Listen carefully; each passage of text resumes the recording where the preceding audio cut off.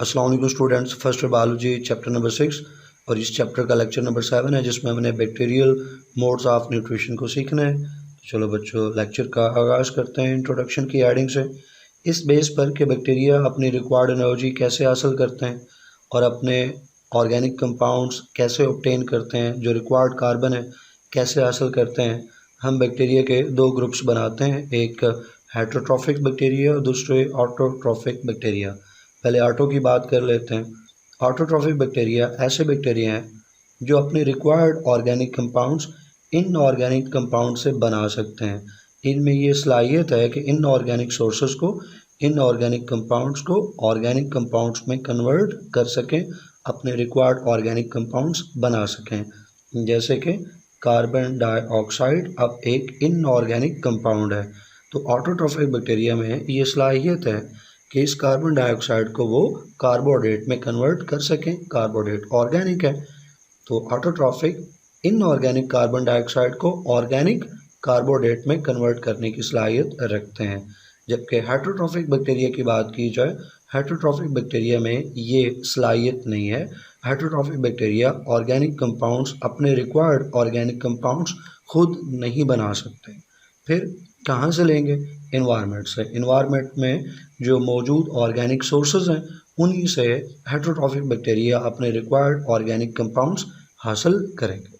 अब हमारा अगला काम है कि वन बाय वन ऑटो और हेट्रो की डिटेल्स को इंक्लूड करें। ऑटो की फर्दर दो टाइप्स हैं, हेट्रो के भी फर्दर दो टाइप्स हैं, तो उन टाइप्स को भी हमने डिस्कस करना है। तो आगाज़ लेते हैं ऑटोट्रॉफिक बैक्टीरिया से। ऑटो मीन्स सेल्फ और ट्रॉफिक फूड को कहते हैं, तो अपनी फूड खुद बनाने वाले बैक्टीरिया ऑटोट्रॉफिक बैक्टीरिया। अब देखो बच्चे, ऑटोट्रॉफिक बैक्टीरिया ने अपनी फूड बनानी है, तो फूड में सबसे पहली जो कैटेगरी है वो कार्बोहाइड्रेट्स हैं। पहले तो कार्बोहाइड्रेट्स बनेंगे, कार्बोहाइड्रेट से फिर बाकी जो ऑर्गेनिक कंपाउंड्स हैं, प्रोटीन्स, लिपिड्स वगैरह, वो सिंथेसाइज होंगे। पहले कार्बोहाइड्रेट्स हैं। अब कार्बोहाइड्रेट्स कैसे बनेंगे? कार्बोहाइड्रेट्स बच्चे बनेंगे कार्बन डाइऑक्साइड से। कार्बन डाइऑक्साइड जो है वो कार्बोहाइड्रेट्स में कन्वर्ट की जाएगी। तो जितने भी ऑटोट्रॉफिक बैक्टीरिया हैं वो कार्बन डाइऑक्साइड को यूज़ करेंगे as a source of carbon. तो सोर्स ऑफ कार्बन पे फ़र्क नहीं है, वो बैक्टीरिया में सेम है। फ़र्क कहाँ पे आ रहा है? फ़र्क आ रहा है कि कार्बन डाइऑक्साइड को कार्बोहाइड्रेट्स में कन्वर्ट करने के लिए एनर्जी चाहिए, तो वो एनर्जी कैसे हासिल करेंगे? इस बुनियाद पर ऑटोट्रॉफिक बैक्टीरिया की दो कैटेगरीज बन जाती हैं, एक फोटो ऑटोट्रॉफ्स और दूसरा कीमो ऑटोट्रॉफ्स। इनका नेम सजेस्ट करता है फोटो ऑटोट्रॉफ्स, जो कि कार्बन डाइऑक्साइड को कार्बोहाइड्रेट्स में कन्वर्ट करने के लिए जो रिक्वायर्ड एनर्जी है वो फोटो यानी लाइट से लेंगे। कीमो ऑटोट्रॉफ्स कार्बन डाइऑक्साइड को कार्बोहाइड्रेट्स में कन्वर्ट करने के लिए रिक्वायर्ड एनर्जी इनऑर्गेनिक केमिकल से लेंगे। That's why they are chemoautotrophs. अब हमने दोनों की डिटेल्स शामिल करनी है। तो सबसे पहले बच्चे फोटो ऑटोट्रॉफ्स, इसमें 3-4 हेडिंग्स हैं, तो ख्याल रहे हेडिंग्स पढ़ते वक्त कि हम फोटो ऑटोट्रॉफ्स की बात कर रहे हैं। तो फोटो ऑटोट्रॉफिक बैक्टीरिया, इनको हम फोटोसिंथेटिक बैक्टीरिया भी कह सकते हैं, क्योंकि लाइट को इस्तेमाल करते हुए, फोटो को इस्तेमाल करते हुए अपने ये रिक्वायर्ड ऑर्गेनिक कंपाउंड सिंथेसाइज करते हैं। पहली सब हेडिंग है फोटो पिगमेंट्स की। फोटो पिगमेंट्स कौन से हैं? फोटो पिगमेंट्स में मेन फोटो पिगमेंट है क्लोरोफिल, उसी को हम यहाँ पे डिस्कस करेंगे। देखो बच्चों, जो फोटोसिंथेटिक बैक्टीरिया हैं उनकी फिर आगे दो कैटेगरीज आ जाती हैं, एक है साइनोबैक्टीरिया और फिर दूसरा अदर देन साइनोबैक्टीरिया। अब साइनोबैक्टीरिया का जो क्लोरोफिल है वो मैच करता है अल्जी और बाकी जो प्लांट्स हैं उनके क्लोरोफिल से, लेकिन साइनोबैक्टीरिया को छोड़ के बाकी जो फोटोसिंथेटिक बैक्टीरिया हैं उनमें एक यूनिक क्लोरोफिल पाया जाता है, एक यूनिक अलग सा एक करेक्टरिस्टिक क्लोरोफिल पाया जाता है जिसको बैक्टीरियो क्लोरोफिल कहते हैं। अब ये बैक्टीरियो क्लोरोफिल डिफरेंट है साइनोबैक्टीरिया के क्लोरोफिल से, अल्जी में पाए जाने वाले क्लोरोफिल से या प्लांट में पाए जाने वाले क्लोरोफिल से। ये यूनिक है बैक्टीरिया में ही, photosynthetic bacteria other than cyanobacteria. Cyanobacteria को छोड़ के बाकी जो फोटोसिंथेटिक बैक्टीरिया हैं उनमें पाया जाने वाला जो क्लोरोफिल है दैट इज़ बैक्टीरियो क्लोरोफिल, और ये यूनिक है unique to bacteria. Bacterial cell में ये क्लोरोफिल कहाँ है? क्योंकि जब हम यूकैरियोटिक सेल को देखते हैं तो यूकैरियोटिक सेल में तो क्लोरोफिल हमें प्लास्मिड्स के अंदर मिलता है, क्लोरोप्लास्ट में मिलता है। तो यहाँ पे ये क्लोरोफिल कहाँ पे मौजूद है? तो बैक्टीरियो क्लोरोफिल स्टूडेंट्स मौजूद होता है मेम्ब्रेन ऑफ द मीजोजोम्स में। अब मीजोजोम्स क्या है? प्रीवियस लेक्चर में जिक्र हुआ कि बैक्टीरिया की जो प्लाज्मा मेम्ब्रेन है वो अंदर की तरफ इन्विजिनेट करती है, और जब वो इन्विजिनेट करती है तो ये कुछ अंदर की तरफ स्ट्रक्चर्स बनते हैं, इन्विजिनेशंस बनते हैं, जिनको मीजोजोम्स कहते हैं। अब ये जो मीजोजोम्स हैं, डिपेंडिंग अपान के इनमें किस तरह के एंजाइम्स मौजूद हैं, डिफरेंट तरह के फंक्शंस परफॉर्म करते हैं। कुछ मीजोजोम्स हैं जिनमें फोटोसिंथेसिस वाले एंजाइम्स मौजूद हैं, लिहाजा वो मीजोजोम्स जो हैं वो फोटोसिंथेसिस परफॉर्म करेंगे। ऐसे ही मीजोजोम्स के ही अंदर क्लोरोफिल मौजूद है, क्योंकि वहीं पे फोटोसिंथेसिस करने वाले एंजाइम मौजूद हैं। क्लोरोफिल भी, बैक्टीरियो क्लोरोफिल भी उधर ही होना चाहिए ताकि उन मीजोजोम्स में फोटोसिंथेसिस का प्रोसेस हो सके। तो ये तो हो गया कि जो फोटो ऑटोट्रॉफ्स हैं या फोटोसिंथेटिक बैक्टीरिया, उनका क्लोरोफिल। अब ये देखते हैं कि सोर्स ऑफ हाइड्रोजन और सोर्स ऑफ इलेक्ट्रॉन ये क्या है। यहाँ पे भी एक्सेप्शन है बच्चे, क्लोरोफिल में भी एक्सेप्शन और सोर्स ऑफ हाइड्रोजन और इलेक्ट्रॉन में भी एक्सेप्शन। आप इन तीन चीज़ों को एक तरफ कर लें, साइनोबैक्टीरिया, एल्गी और प्लांट्स। क्योंकि एल्गी और प्लांट्स ये तो यूकैरियोटिक हैं, ये फोटोसिंथेसिस में हाइड्रोजन के लिए और इलेक्ट्रॉन के लिए वाटर को ही यूज़ करते हैं। साइनोबैक्टीरिया प्रोकैरियोटिक हैं और बैक्टीरिया हैं, लेकिन इसके बावजूद साइनोबैक्टीरिया भी प्लांट्स और एल्गी की तरह वाटर ही को इस्तेमाल करते हैं। ये भी प्रीवियस लेक्चर में हमने सीखा। इन तीनों को छोड़ के, साइनोबैक्टीरिया, एल्गी और प्लांट्स को छोड़ के, जो फोटोसिंथेटिक बैक्टीरिया हैं, बाकी साइनोबैक्टीरिया को छोड़ के बाकी जो फोटोसिंथेटिक बैक्टीरिया हैं वो वाटर को यूज़ नहीं कर रहे।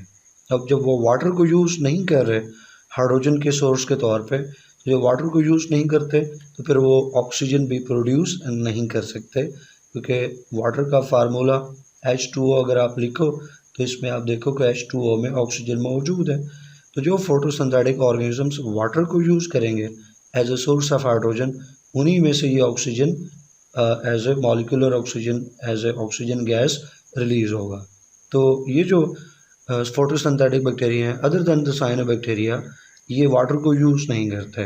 वाटर को यूज़ नहीं करते तो किसको यूज़ करते हैं? वाटर की जगह ये यूज़ करते हैं हाइड्रोजन सल्फाइड को।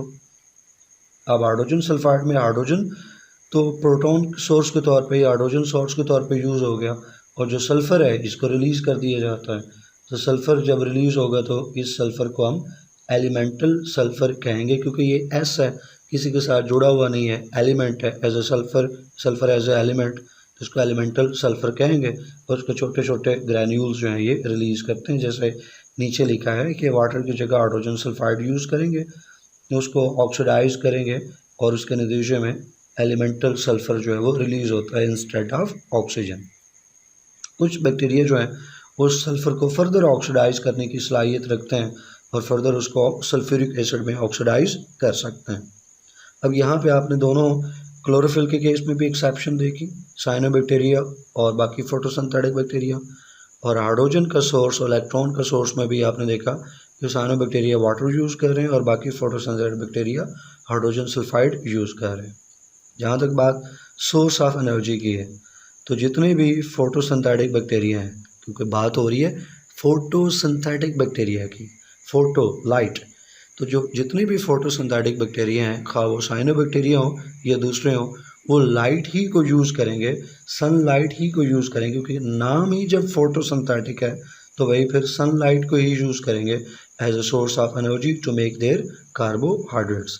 तो जहाँ तक बात सोर्स ऑफ कार्बन की है, तो मैं बता चुका कि ऑटोट्रॉफिक बैक्टीरिया खा वो फोटो ऑटोट्रॉफिक हों या कीमो ऑटोट्रॉफिक हों, वो जो कार्बन सोर्स यूज़ करते हैं वो कार्बन डाइऑक्साइड ही यूज़ करते हैं।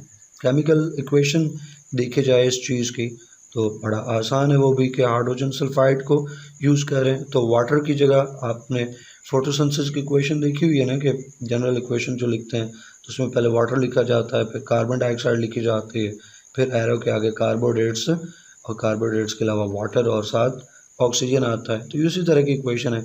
यहाँ वाटर की जगह क्या आ जाएगा बच्चे? हाइड्रोजन सल्फाइड, और हाइड्रोजन सल्फाइड के साथ carbon dioxide plus carbon dioxide as source of carbon, light है, बैक्टीरिया क्लोरोफिल है, कार्बोहाइड्रेट्स बनेगा।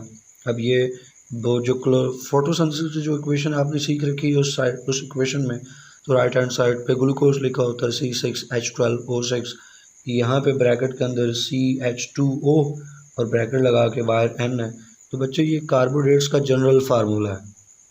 CH2O ब्रैकेट लगा के जो N लगाते हैं ना, ये जनरल फार्मूला है कार्बोहाइड्रेट्स का। और कार्बोहाइड्रेट्स में स्पेशली जो सिंपल कार्बोहाइड्रेट्स हैं, जो मोनोसेक्राइड्स हैं, उनका ये जनरल फार्मूला है। तो अब ये ग्लूकोज को रिप्रेजेंट नहीं कर रहा, इन जनरल कार्बोहाइड्रेट्स को रिप्रेजेंट कर। तो साथ बच्चे H2O वाटर बनेगा। और वाटर क्यों बन रहा है? इसलिए कि इधर रिएक्शन किसका हो रहा है, कार्बन डाइऑक्साइड और हाइड्रोजन सल्फाइड का। तो कार्बन डाइऑक्साइड में ऑक्सीजन मौजूद है, हाइड्रोजन सल्फाइड के अंदर हाइड्रोजन मौजूद है। तो जहाँ दो रिएक्टेंट्स हैं, एक तरफ हाइड्रोजन और दूसरी तरफ ऑक्सीजन हो, तो वाटर वहाँ पे बनता ही बनता है। साथ जो सल्फ़र है वो अलग हो जाएगा एलिमेंटल सल्फ़र की फॉर्म में। ऑलरेडी हम ऊपर बात कर चुके हैं। लास्ट के ऊपर एग्जांपल्स फोटोसिंथेटिक बैक्टीरिया की। एग्जांपल्स में green sulphur bacteria, green non sulphur bacteria, purple sulphur bacteria. बहुत इंपॉर्टेंट है, शॉर्ट क्वेश्चन आएगा सीधा सीधा 3 मार्क्स का। आपसे कहा जाएगा कि आप फोटोसिंथेटिक बैक्टीरिया के जो 3 एग्जांपल्स हैं, जो 3 ग्रुप्स बनते हैं, उनके नाम लिखो। तो ये 3 नेम्स आपको लिखने होंगे 2 या 3 मार्क्स के लिए। इसके बाद दूसरा ग्रुप है स्टूडेंट्स कीमो ऑटोट्रॉफ्स का। इनका नाम सजेस्ट करता है कि ये अपनी एनर्जी कहाँ से हासिल करेंगे। कार्बन डाइऑक्साइड को कन्वर्ट करना है ना कार्बोहाइड्रेट्स में, तो उसके लिए एनर्जी चाहिए। तो वो एनर्जी ये हासिल करते हैं कीमो केमिकल्स इनऑर्गेनिक कंपाउंड्स से। तो कीमो ऑटोट्रॉफिक बैक्टीरिया जो अपने कार्बोहाइड्रेट्स बनाते हैं वो इनऑर्गेनिक सब्सटेंसेस से ही बनाते हैं, लेकिन उसके लिए जो एनर्जी सोर्स है वो एनर्जी सोर्स है इनऑर्गेनिक सब्सटेंसेस। वो इनऑर्गेनिक सब्सटेंसेस को ऑक्सीडाइज करते हैं, सनलाइट को यूज़ नहीं करते। सनलाइट की जगह वो क्या यूज़ कर रहे हैं, इनऑर्गेनिक सब्सटेंसेस उनको ऑक्सीडाइज करेंगे। क्योंकि इनऑर्गेनिक केमिकल्स को यूज़ कर रहे हैं तो इसलिए हम इनको नाम दे रहे हैं कीमो ऑटोट्रॉफ्स का। जहाँ तक बात सोर्स ऑफ कार्बन की है तो बता चुका कि फोटो ऑटोट्रॉफ्स हों या कीमो ऑटोट्रॉफ्स हों, वो कार्बन का जो सोर्स है वो कार्बन डाइऑक्साइड ही रहेगा। कार्बन डाइऑक्साइड को ही यूज़ करेंगे as a source of carbon. फ़र्क है एनर्जी सोर्स का। तो जो फोटो ऑटोट्रॉफ्स हैं वो लाइट को यूज़ करेंगे, कीमो ऑटोट्रॉफ्स जो हैं वो जो इनऑर्गेनिक सब्सटेंसेस हैं, केमिकल्स हैं, उनको ऑक्सीडाइज करके वो एनर्जी हासिल करेंगे। तो इस ऑक्सीडेशन से, इनऑर्गेनिक कंपाउंड्स की ऑक्सीडेशन से बच्चे जो एनर्जी हासिल हुई उस एनर्जी को वो कार्बोहाइड्रेट्स बनाने में इस्तेमाल कर लेंगे। एग्जाम्पल है जहाँ पे जो सल्फ़र बैक्टीरिया हैं उनको नाम हम सल्फ़र बैक्टीरिया दे रहे हैं क्योंकि वो सल्फ़र को ऑक्सीडाइज करके एनर्जी हासिल करते हैं। अब यहाँ पे पहले ऑक्सीडेशन की एग्जांपल दी गई है, हाइड्रोजन सल्फाइड जो कि सल्फ़र का एक कंपाउंड है, ऑक्सीजन के साथ वो ऑक्सीडाइज हो रहा है और इस ऑक्सीडेशन के प्रोसेस में जो एनर्जी रिलीज़ हुई, इस एनर्जी को सेकंड स्टेप में इस्तेमाल किया जाएगा। सेकंड स्टेप में इसको इस्तेमाल किया जाएगा कार्बन डाइऑक्साइड को कार्बोहाइड्रेट्स में कन्वर्ट करने के लिए। तो हाइड्रोजन सल्फाइड साथ कार्बन डाइऑक्साइड, अब कार्बन डाइऑक्साइड और वो एनर्जी जो एनर्जी पहले ऑक्सीडेशन से हासिल हुई, इनऑर्गेनिक कंपाउंड को पहले ऑक्सीडाइज किया, एनर्जी मिली, उस एनर्जी को अब इस्तेमाल किया जा रहा है कार्बन डाइऑक्साइड को कार्बोहाइड्रेट्स में कन्वर्ट करने के लिए। तो ये वही इक्वेशन है जो ऊपर हमने देखी। अब फ़र्क ये है कि यहाँ पे 2 इक्वेशंस बन गई। पहले इक्वेशन में हम बताएंगे कि एनर्जी कैसे ऑब्टेन हो रही है और फिर दूसरे स्टेप में उस एनर्जी का यूज़ बता देंगे कि कहाँ कैसे यूज़ हो रही है। एग्जांपल्स अगर आप देखें कीमो ऑटोट्रॉफ्स की तो 2 एग्जांपल्स यहाँ पे मौजूद हैं, नाइट्रीफाइंग बैक्टीरिया और बच्चे सल्फ़र बैक्टीरिया। ये एग्जांपल हैं किसकी बच्चे, कीमो ऑटोट्रॉफिक बैक्टीरिया की। अब यहाँ पे एंड हो गया है photosynthetic autotrophic bacteria. Autotrophic bacteria की 2 कैटेगरीज, एक फोटो ऑटोट्रॉफिक और दूसरा कीमो ऑटोट्रॉफिक, दोनों एंड हो गए। अब हम बढ़ रहे हैं हेटरोट्रॉफिक बैक्टीरिया की तरफ। अब जैसे बताया कि हेटरोट्रॉफिक बैक्टीरिया अपने ऑर्गेनिक कंपाउंड्स जो हैं वो ख़ुद नहीं बना सकते, उन्हें हासिल करने अपने ऑर्गेनिक कंपाउंड्स इन्वायरमेंट से। तो अब इन्वायरमेंट में जो ऑर्गेनिक कंपाउंड्स पड़े हुए हैं, जैसे कोई प्लांट है उसकी डेथ होगी तो डेड ऑर्गेनिक लीफ पड़ा हुआ है, उसका कोई स्टेम है, कोई ब्रांच है, पूरा प्लांट है, कोई एनिमल है उसकी डेथ हो गई है, तो और वो जो डेड ऑर्गेनिक मैटर मौजूद है इन्वायरमेंट उसके ऊपर ये फीड करेंगे, या एक कैटेगरी है जो लिविंग ऑर्गेनिजम्स के ऊपर फीड करेंगे। एक है जो डेड ऑर्गेनिक कंपाउंड है, जो ऑर्गेनिक मैटर है उसके ऊपर फीड करेंगे, और दूसरे हैं जो लिविंग के ऊपर फीड करेंगे और अपने रिक्वायर्ड ऑर्गेनिक कंपाउंड्स हासिल करेंगे। तो इस तरह दो कैटेगरीज बन गई, एक सैप्रोट्रोफ्स और दूसरे पैरासाइट्स। सैप्रोट्रोफ्स वो हैं जो डेड ऑर्गेनिक मैटर के ऊपर फीड करेंगे, और पैरासाइट्स वो हैं जो लिविंग ऑर्गेनिजम्स की बॉडी के अंदर जाएंगे और वहाँ से अपना ऑर्गेनिक कंटेंट, ऑर्गेनिक मटेरियल जो है वो ऑर्गेनिक कंपाउंड्स हासिल करेंगे। तो पहले सैप्रोट्रोफ्स को हम डिफ़ाइन कर लें। तो सैप्रोट्रोफिक बैक्टीरिया वो हैं जिनके पास ज़बरदस्त किस्म का एंजाइम सिस्टम मौजूद है, जो ऑक्सीडेटिव एंजाइम्स हैं, या आप कह लें डाइजेस्टिव एंजाइम्स हैं, बेटर टर्म डाइजेस्टिव एंजाइम्स हैं। तो ये डाइजेस्टिव एंजाइम्स हैं, ये बनाएंगे सेल के अंदर, लेकिन फिर रिलीज़ कर देंगे अपने मीडियम में। तो जब ये अपने डाइजेस्टिव एंजाइम मीडियम में रिलीज़ कर देंगे, आपको पता ना कि ऐसे एंजाइम्स को हम क्या नाम देते हैं। आपने 9th बायो के अंदर एंजाइम्स की दो कैटेगरीज पढ़ के आए थे, एक वो जो सेल के अंदर काम करते हैं और एक वो जो सेल के बाहर काम करते हैं। सेल के अंदर काम करने वाले एंजाइम्स इंट्रासेलुलर एंजाइम्स, और सेल के बाहर काम करने वाले एंजाइम्स एक्स्ट्रासेलुलर एंजाइम्स। तो ये बैक्टीरिया उन एंजाइम्स को, एक्स्ट्रासेलुलर डाइजेस्टिव एंजाइम्स को रिलीज़ करेंगे मीडियम में। तो वो जो हाँ डेड ऑर्गेनिक मैटर है, डिकेइंग डेड ऑर्गेनिक मैटर है, जिसको ह्यूमस भी कहते हैं, humus dead decaying organic matter, उसको वो digestive enzyme, extracellular enzyme digest कर देंगे आउटसाइड। और जब वो डाइजेस्ट हो जाएगा सिंपलर कंपाउंड्स में, सिंपलर स्मॉल कंपाउंड्स में, वो कंपाउंड जो कंटेंट है वो कन्वर्ट हो जाएगा। वो complex dead organic content digestion के बाद सिंपल और स्मॉल कंपाउंड्स में कन्वर्ट हो जाएगा। तो बैक्टीरिया उस सिंपल और स्मॉल कंपाउंड्स को फिर एब्जॉर्ब कर लेंगे। अब इनकी एग्जांपल्स हैं, उसमें सोडोमोनास है और ओजोबैक्टर। अब यहाँ पे थोड़ी गड़बड़ है। गड़बड़ क्या है कि फेडरल बोर्ड की पुरानी किताब हो या नई बुक हो, इस तरह केपी की जो बुक है वहाँ पे भी आप देखें तो एजोबैक्टर का जो वर्ड है वो यूज़ हुआ है, हालांकि जो टर्म है, जो बैक्टीरिया का ग्रुप है, ये अजोटोबैक्टर है। यहाँ पे जो लफ्ज़ है वो है स्टूडेंट्स अजोटोबैक्टर, लेकिन मैंने भी यहाँ पे इसको एजोबैक्टर ही रहने दिया नोट्स में एक दफ़ा, इसलिए एजोबैक्टर रहने दिया ताकि मैं आपको बता सकूं कि आपकी बुक में ये लफ्ज़ इस्तेमाल हुआ है और जो प्रॉपर वर्ड है वो अजोटोबैक्टर है। अब वही आप सोच रहे होंगे कि एजो यूज़ करना है या अजोटोबैक्टर यूज़ करना है, तो भाई आप अपनी किताब को फॉलो करें, क्योंकि आपका जो पेपर है टेक्स्ट बुक से बनेगा और आपका आंसर भी टेक्स्ट बुक से होगा। लेकिन आपको पता होना चाहिए कि टेक्स्ट बुक में किस जगह कहाँ किस तरह की गड़बड़ मौजूद है। तो सैप्रोट्रोफिक बैक्टीरिया के बाद स्टूडेंट्स लास्ट के ऊपर हैं पैरासिटिक बैक्टीरिया, ये पैरासाइट्स। तो जो पैरासिटिक बैक्टीरिया हैं ये पैरासाइट्स हैं, मोस्टली एंडोपैरासाइट्स हैं, और ये अपने होस्ट से प्रिपेयर्ड, जो होस्ट ने ऑर्गेनिक कंपाउंड्स अपने बना रखे हैं, होस्ट की बॉडी में जो ऑर्गेनिक कंपाउंड्स मौजूद हैं, जो फूड मौजूद है, वहीं से ये फूड भी लेंगे, शेल्टर भी लेंगे। पैरासिटिक बैक्टीरिया आमतौर पे पैथोजेनिक होते हैं, डिजीज़ काज करते हैं, जैसे कि स्ट्रेप्टोकोकस न्यूमोनाई। स्टूडेंट्स, इसी के साथ ये टॉपिक मुकम्मल हुआ। कोई क्वेश्चन क्यूरी हो तो कमेंट सेक्शन में लाजमी पूछें। वीडियो को लाइक कर दें, फ्रेंड्स के साथ शेयर करें। इंशाल्लाह नेक्स्ट वीडियो में नेक्स्ट टॉपिक को पढ़ेंगे। टिल देन अल्लाह हाफिज़।